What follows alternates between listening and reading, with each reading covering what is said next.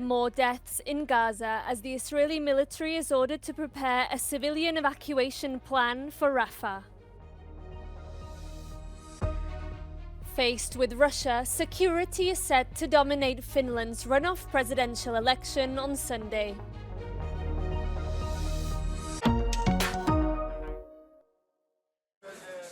Israel's Prime Minister has ordered the military to prepare a civilian evacuation plan for Rafah, as it plans to invade the city which Israel claims is Hamas's last stronghold.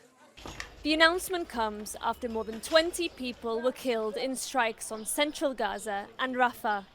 Meanwhile, criticism of the Israeli offensive in Gaza is also growing, with President Biden saying that the military campaign is over the top.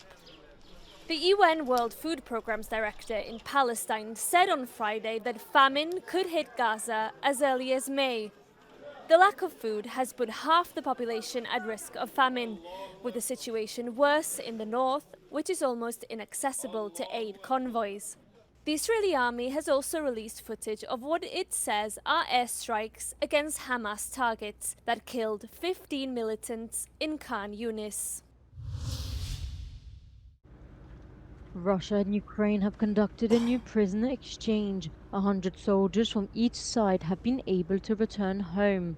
Ukrainian President Volodymyr Zelensky said that most of the returning prisoners of war defended Mariupol, adding that over 3,100 Ukrainians have been released from Russian captivity. Joy was also among Russian soldiers transported to Moscow for treatment and rehabilitation in medical institutions. Once again, the United Arab Emirates acted as an intermediary. The exchange took place as Russia continued to pummel Ukraine with long-range strikes.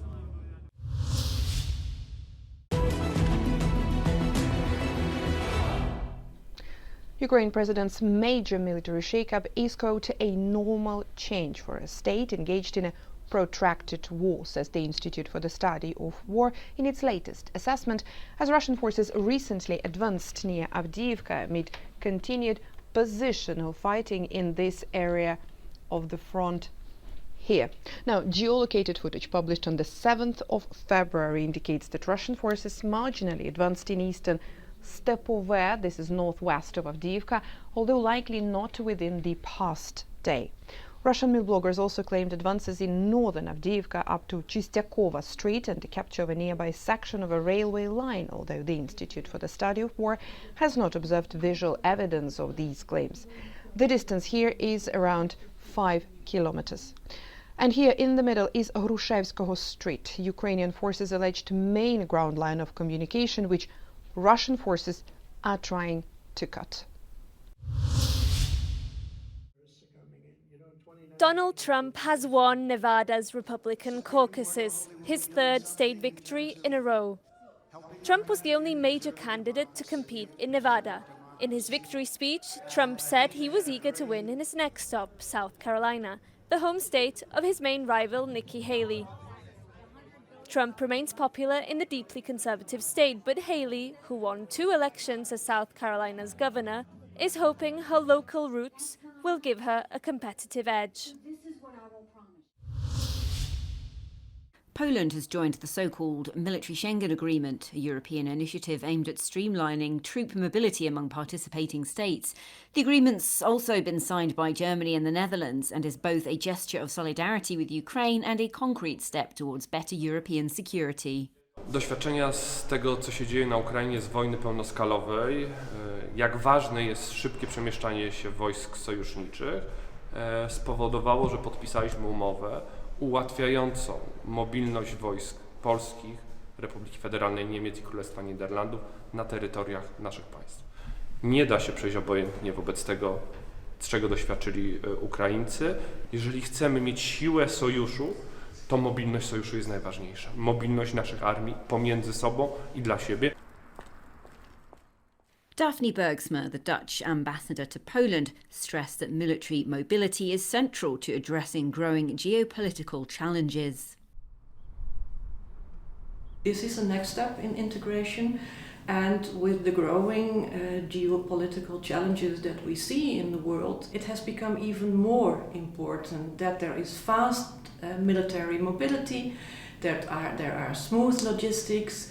We call it a harmonized military corridor, but that's why we thought this is essential. It's the first of its kind, and we are very proud that we as 3 countries have been able to achieve it. And all our 3 countries are very actively supporting Ukraine.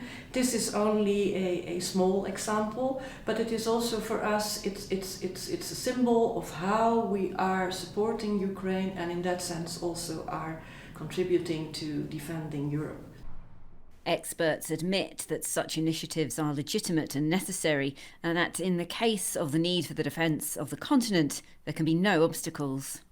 As a mechanism allowing quick and effective transfer of forces, transfer of hardware, equipment, transfer of ammunition, any mechanism that removes borders and constraints which hamper rapid military deployment is simply necessary. Initiatives such as military Schengen are important for Poland, a neighbor of Russia and Belarus. Firstly, for the security reason, but secondly, also in terms of its relations within the EU. Magdalena Hodownik for Euronews from Warsaw.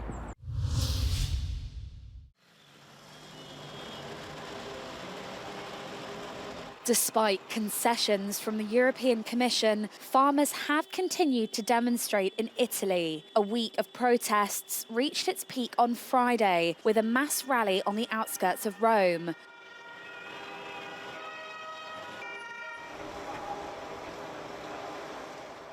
Farmers are united in their anger over low incomes, but are divided on how to proceed. Our Euronews Italy correspondent reports.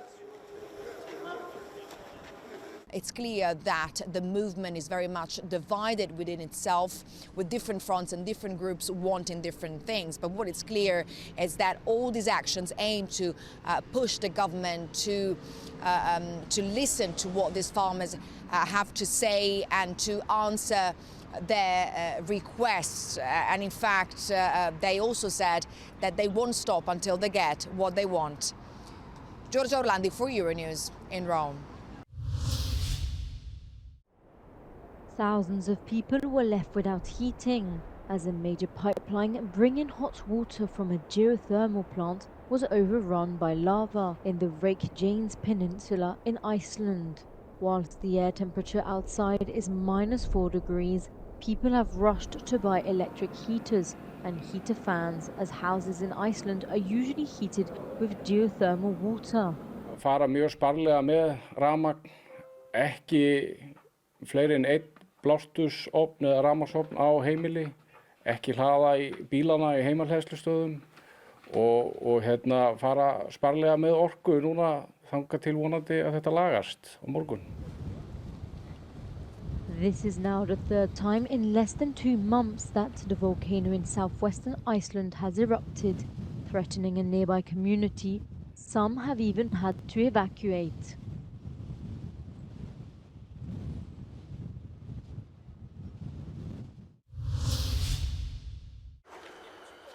Faced with Russia, security is set to dominate the runoff vote for Finland's next president on Sunday. The candidates are former centre-right Prime Minister Alexander Stubb and ex-Foreign Minister Pekka Haavisto of the Greens. Both call for Finland, which recently joined NATO, to take a tough stance against Russia. Stubb leads the polls, but Haavisto is gaining ground. Some people will make their minds up on Saturday, perhaps even Sunday, on the election day. So they're campaigning very actively to the end, but it's unlikely that any new openings, things will be visible in the last few days. What makes the situation exciting is that the gap between them has been narrowing. The candidates of the far-right Finns Party and the Liberal Centre Party were eliminated in the first round. Their voters, up to 20% of the electorate, could be crucial in deciding the final outcome.